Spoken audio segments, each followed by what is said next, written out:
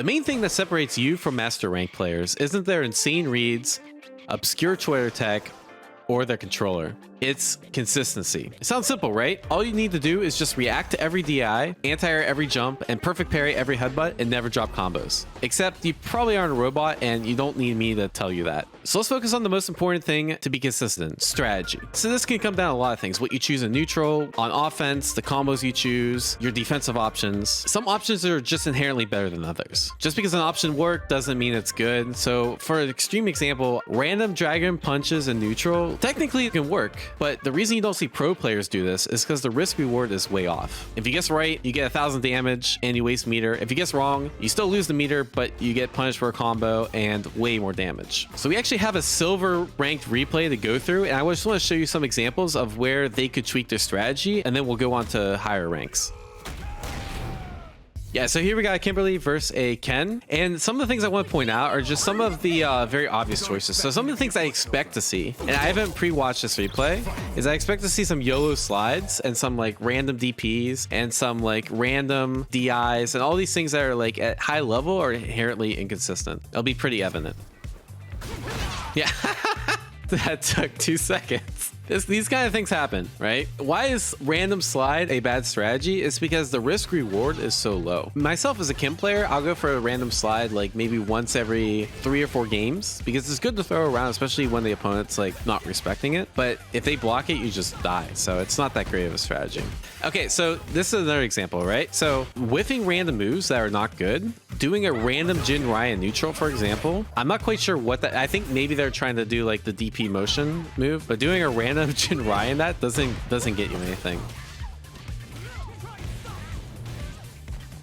Right, so random Jin Ryan, random minus on block move. Usually you're going to do that to bait like a DI out, or it's really good at burnout, but it doesn't really get you anything here because let's be real, this guy's not reacting to that with DI right now. Usually if you're going to do Dragon Lash, you might as well do H Dragon Lash because it's plus on block, but he did the minus on block version, and then just a random Tatsu. Again, very risky, no reason to ever go into that. And then no punish on the Tatsu, right? Like a good Ken would have took like 30% there. Yeah, okay, so maybe that's a misinput, right? But consistency in inputs is really important too, right?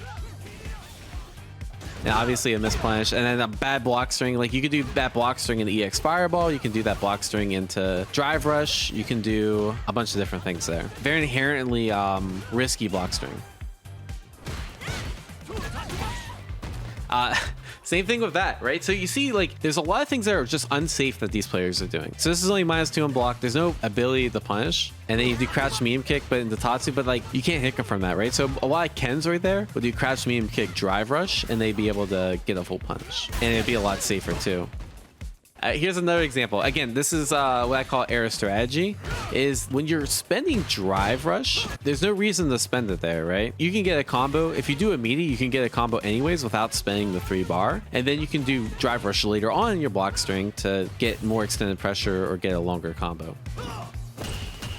Missed the anti-air, right? That was pretty good. Probably could have maximized the damage more. Probably could have done a better meaty. And now we got throw loops going on. Oh, okay. I like this. I like this. Yeah, yellow.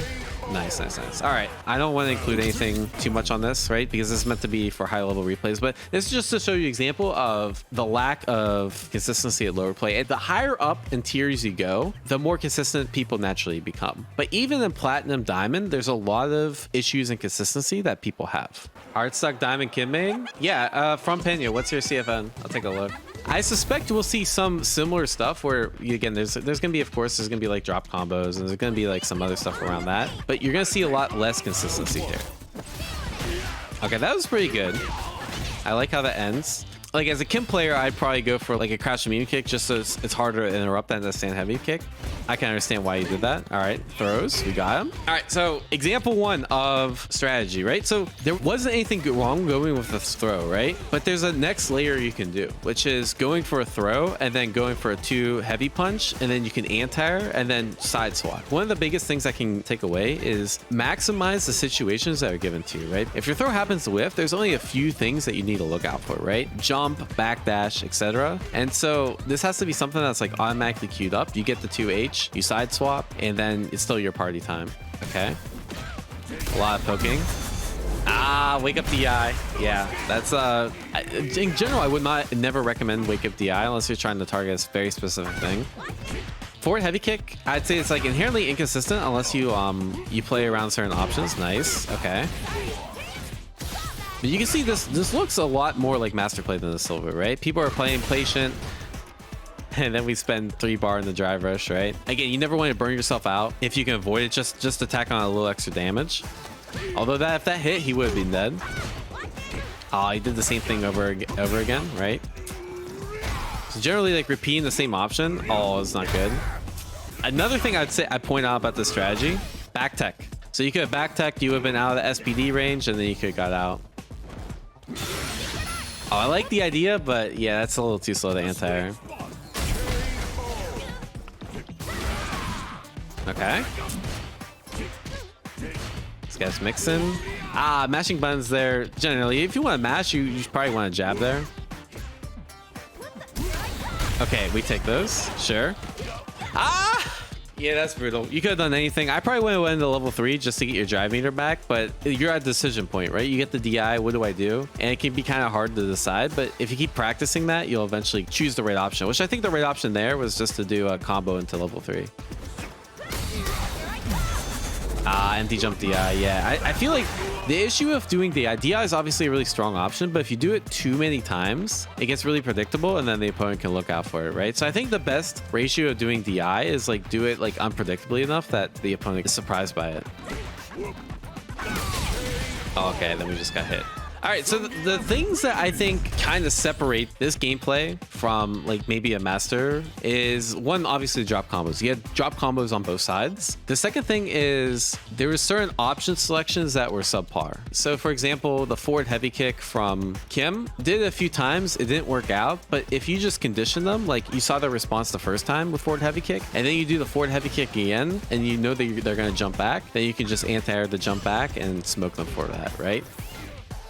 The number of DIs were a big one. The DI worked, but the thing is, it's such like a low percentage option if you do it too many times, because then the opponent hyper focuses it. And I think if you did like a couple less DIs, you probably would have had more success. Compared to the first Kim, how many random slides did we see? 0, right? How many just autopilot jump-ins did we see? Way, way less. So it's about taking that difference between silver and diamond play and just keep further evolving to have less mistakes. I think we focused a lot on suboptimal option selection. But there's another thing we need to talk about, which is not using every option in your toolkit, right? So let's try to take a look and see what this Kim player is leaving on the table. Okay. We talked about that last time, actually, about drive rush, crouch, medium kick. And if you did drive rush, crouch, medium kick, it wouldn't have traded there and you would have got a full combo. Against Zangief, you want to abuse drive rush because he has a really hard time reacting and he can't really challenge you from outside your perfect drive rush range. So this is like perfect crouch medium kick drive rush range. And then like if you see that whiff stand medium punch, you can just like, all right, maybe I can't whiff punish it, but I can at least check it with a crouch medium kick. And now you have to guess. And he just got mixed up. No back tech. Make sure you back tech against this character. He's too scary to keep forward teching against. No anti-air. Another thing I'd like to see from this Kim is doing like anti-air. This Geef keeps jumping outside jump range, so you can do like an anti-air heavy kick Tatsu. Oh, we take that.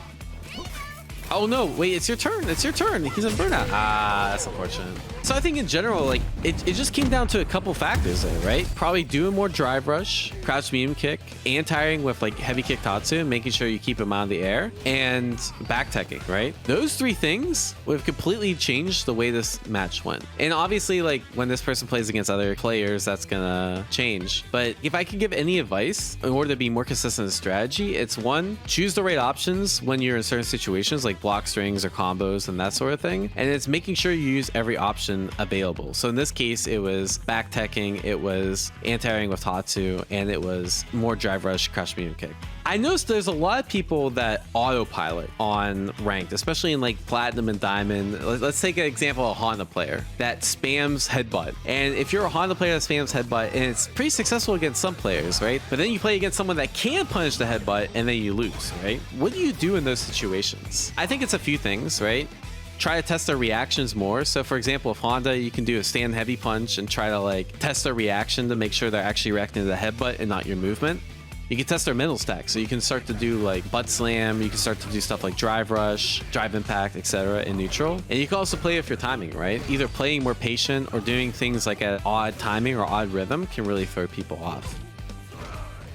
There's one other thing I want to talk about, and it's just consistency in reaction and execution. Top players, we know this, they can't react to anything. Watch like Rebel Kumite, for example, or a recent tournament, and people are getting hit by a DI. They can't anti-air everything. Sometimes they drop combos. The whole goal here is just, I think it's a more of a mentality thing. What you want to do is make sure that you focus on improving your consistency, right? Top players are better at reacting to stuff, and part of the reason isn't because they have insane reaction speed. It's because they can analyze the game situation, recognize likely what they're going to do. So take, for example, drive impact in the corner. Drive impact is a lot scarier in the corner because you can take full damage even if you block outside of mid-screen. So I think top players start to recognize that and they'll anticipate it more. They'll also start to anticipate it more, you know, if the opponent has done it recently or they know this opponent tends to drive impact. And also they have the muscle memory built up. So the more you practice your reactions in training mode or in match, you'll have those reactions built up. It's not that these players, master ranked players, are inherently cracked out reaction time. I need to point out a replay that I saw. This was a replay that, wait. Oh yeah, this dude. Holy shit, all right. This guy is gonna be diamond for a while. And the reason is just look at the game plan. The game plan consists of, you know, how I say, you know, I fucked up that my DJ's still pretty new. It consists of doing that flip kick and doing drive impact, right? And I was totally not ready for this strategy at all.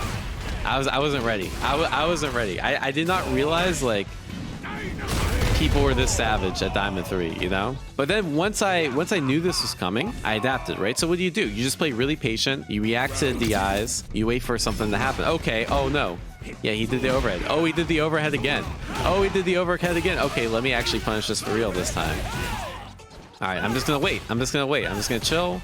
Look for an anti-air, look for an overhead punch. Oh, YOLO drive rush because I'm DJ. Oh, there it is again. Look, I'm probably looking for the DI. There it is.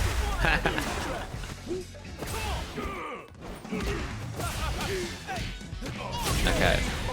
And like obviously I play a lot more patient. I scout out the overhead kicks, I scout the DIs. All right, so here comes the third match. And he does it again. Oh, then you do it to level 2, right? That's kind of gimmicky, right? Because I didn't know the punish data. I don't know how to punish with DJ. Did it again. I just reacted with a super. And I'm like, all right.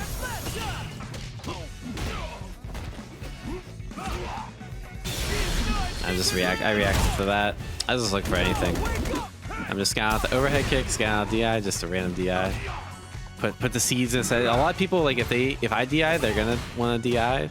So now I'm probably scouting out DI like pretty hard. It's the DI. I don't know the combos because my DJ's new. Okay, I win.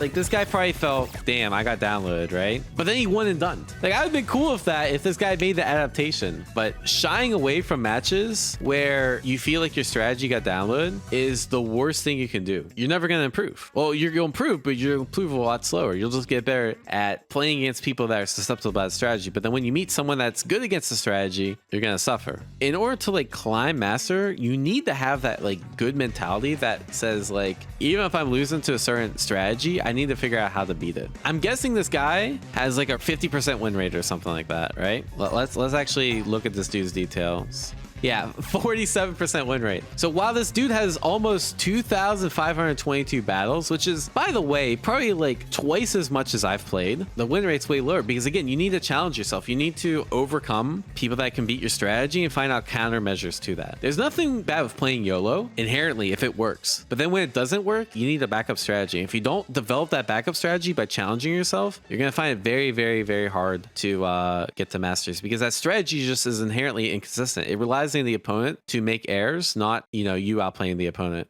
Oh, perfect. This is literally posted 2 hours ago. So this little sliver here is masters, right? I don't even know what the percent is. It doesn't even say. It's very, very small though. So if you're not masters, don't be hard on yourself. Even if you're not diamond, especially if you're new to the game, don't be hard on yourself being any ranked because fighting games are hard. A lot of people forget that most players are not up here. You know, you'll watch streamers and you'll see most of them are master rank or diamond rank, but realistically, it's just a very, very small percentage of the population, right? So don't be too hard hard on yourself. Understand that, you know, we're all improving, all getting better. And the best thing you can do is focus on your own improvement and you'll eventually get better. To summarize, the best thing you can do to reach master rank is focus on consistency. And I think there's two main things. One is not using every option available. So making sure you're using your whole character's toolkit and you're not overusing certain options like drive impact or headbutt or the things that are really strong at a low level. And the second thing is focusing on trying to optimize everything, right? So it's making sure your combos are optimal, making sure that your setups are refined,